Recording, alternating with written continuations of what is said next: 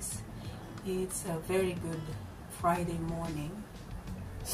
So yung schedule ko was kahapon at saka nung Monday and Tuesday. Tapos kahapon. So ngayon, pero mamaya may pasok ulit ako, pero mamaya alas 4 pa ng hapon.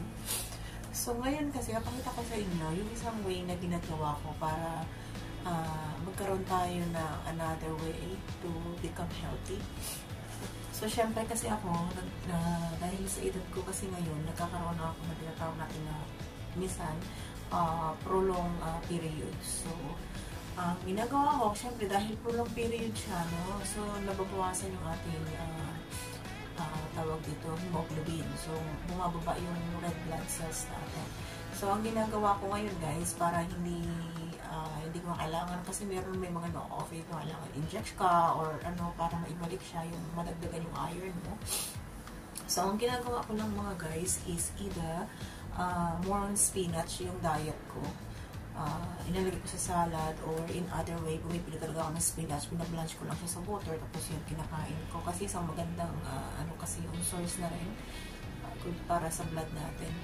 And also, aside from that, sorry na guys, no? Kasi umaga ngayon lang ginagawa. So, naglalagay tayo ng matpack. So, yan. Yun nga. Ngayon, ang papakita ko sa inyo, yung isa sa mga trick na ginagamit ko is malunggay. So, since dumating ako dito sa Australia, meron akong friend na nakilala na may tanim siya ng malunggay. So, nung nandun pa ako dun sa bahay ni, hindi ko nababanggitin,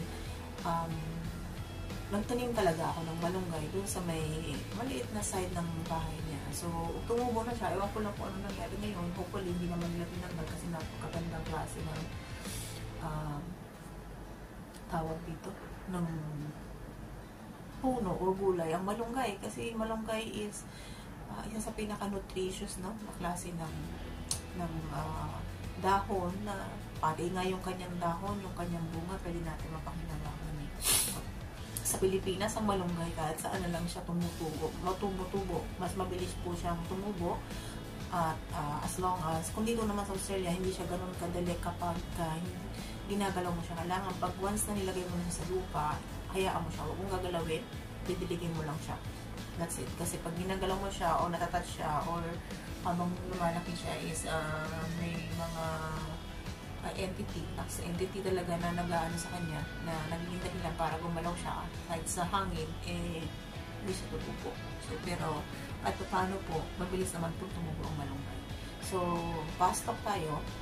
Yun nga, ang ginagawa ko sa malunggay guys is, since nakalipat na ako sa ibang nagkasarili ako, humihingi ako ng malunggay dun sa kaibigan ko. So, every time na pumupunta ako, kumukuha ako, tinatanggal ko siya dun sa pinaka-stock niya, tapos nilalagay ko siya sa isang jar. Papakita ko sa inyo kung paano ko ginagawa para magtagal siya. Ginagawa ko sa kanya, ilalagay ko sa jar na ganito. So, ito yung malunggay ko. Punong-puno ito. So, ano na to guys? 2 weeks na, pero dry, hindi pa rin siya nalalanta or dry. Talagang fresh pa rin siya. So, tinatagpan ko lang siya ng ganyan at nilalagay ko siya sa ref. Tapos, every now and then, once in a while, sa isang linggo, umiinom ako ng katas niya na fresh na katas. So, ang ginagawa ko sa kanya guys, kung meron kayong pounder, ipapound nyo lang siya. Tapos, kakatasin nyo siya. So, ito lang siya, ganun lang siya karami. Hugasan yung maigi, no? Kailangan hugas na hugas. Tapos, i-pound nyo lang siya. So, since wala akong pounder, kasi hindi pa akong bili, medyo mahal yung mga pounder, $34, $50, $100. My God, it's so expensive. So, gumawa ako ng sarili kong way. Paano ma-pound ko to? So, gumawa ako ng, meron akong kutsara. So, meron ako nito. And, kailangan ko lang siyang ganyanin.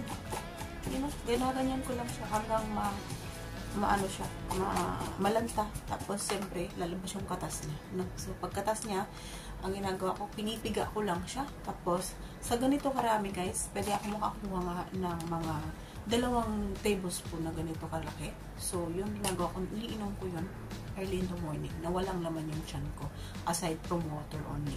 Pwede rin siya sa gabi, bago ako matulog, kung nakalimutan ko na sa umaga. So, once in a while lang, hindi palagi. So, ito yung isa sa maganda rin na, na napansin ko na yung pimples ko dati lumalabas-labas siya palagi. Ngayon medyo hindi siya palaging lumalabas. So, maganda rin kasi siyang source, very healthy. So, i-try niyo. Wala namang sinasabi na hindi maganda. Pero kung pwede nyo namang i-search kung ano ang mga nabibigay ng malunggay sa katawan ng tao, which is good. So, pwede mo rin siyang iluto. Minsan may ginagawa ko siya kanya guys, yung naiiwan. Siyempre may sapal siya, no? Yung parang yung mga dahon na ano mo na, hindi ko siya natapon. Kasi pag gumagawa ako ng egg, sinasama ko siya dun. So, walang tapon. Malunggay is life. So, yun nga mga guys, ang isa sa mga tip ko para sa inyo. So, ipopound ko lang ito. Papakita ko sa inyo kung paano ko siya inilot. Okay? So, ito na nga guys. After ko siya ma-pound, ganito yung mangyayari. So, yung iba, yung kaibigan ko na Indonesian, ano mo ginagawa niya dito? Once a week, bumibili siya lagi sa Filipino store ng ganito, malunggay. So, pinapound niya rin na kagaya nito, pero ginagawa niyang mud pack, nilalagay niya sa mukha niya. So, yun ang kanya. Sa akin naman, ang gagawin ko, directly kong iinumin. Kasi, para sa akin, napakagandang antioxidant nito. So, hindi ko masasabi, hindi naman ako expert, but then for me, kasi malunggay is always very healthy. Kasi pag kumakain kami sa Pilipinas, so ayaw ko nito nung parang lutong-luto na. Yung iba, gusto nila lutong-luto kasi nga hindi siya natutunaw sa tiyan. Pero ang akin kasi, ganito yung ginagawa ko. So, pinound ko siyang ganito. So, kumuha lang po kayo ng, lumalabas lang siya guys ng mga isang kutsara lang. Pero, makakakuha ako nito ng mga 2 tablespoon. So, ang ginagawa ko lang sa kanya guys, kumuha lang kayo ng cloth. Kung wala kayong cloth, pwede na po yung mga, tawag dito, yung table napkin na tinatawag natin. So, kuha ka lang, i-ano mo lang siya sa 4. Tapos, ilagay mo lang po yung, yung iyong malunggay dito. Ayan. Ganyanin mo siya. Ayan. Ganyan mo siya. Ayan. Sabi ko nga, pwede po itong mud pack sa mga taong hindi naman po, pero huwag kayong matutulog na nakamadpak na ganito. Okay guys, kasi mamaya po, didikit po yan sa una ninyo, syempre. So, pwede mo siyang ibabad lang. So, sabi ko nga sa inyo, hindi ko po siya itinatapon itong naiwan na ito. Kasi pag ngayon, magluluto ako ng itlog sa morning, so, kasama ko siya. So, meron na kasama siya sa breakfast ko. So, yun na nga. Ang gagawin ko lang sa kanya is ito. Ayan, ayan na siya. So, ito na. Ang gagawin ko lang sa kanya guys is gaganituhin ko lang yan. At ito ay pipigain ko. Kasi, ano siya guys. Pipigain natin siya. Lalabas yan. Ayan siya. Kumakatas na siya guys. So, yan. Hindi ko muna kasi mapupuno yung aking maliit na kutsara. So, iniinom ka po ito. So, kung magtatanong kayo sa akin guys, ano po yung lasa niya? Ano po siya guys? Medyo mapait-pait na hindi mo malaman na medyo may pagka... So, dalawa lang po talaga lumbas. So, mapait-pait na medyo may pagka-bitter na maanghang-anghang ng konti. So, that's it. So, after po nun, sabi ko nga, hindi ko ito tatapon. So, ilalagay ko siya dito. At ako ay magbabati ng itlog.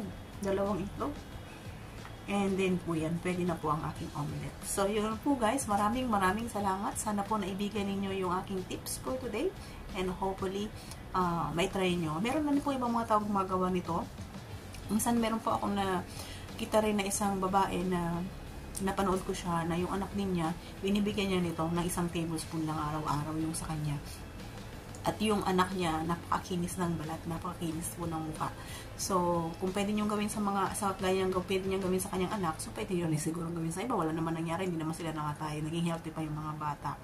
So, yun. Basta wag lang pong mas marami. So, 1 tablespoon or 2, it's alright. So, yun mga guys. Maraming salamat and hopefully po nagustuhan niyo yung vlog ko. See you again next time. Please like, share my channel. Simply Rowena. So, magtatanong kung ano yung malunggay sa hindi nakakalam, if ever this is an international, will go to international, malunggay po is moringa. So, yun lang po. Moringa po ang kanyang pangalan. So, yun. See you guys. I see you next time.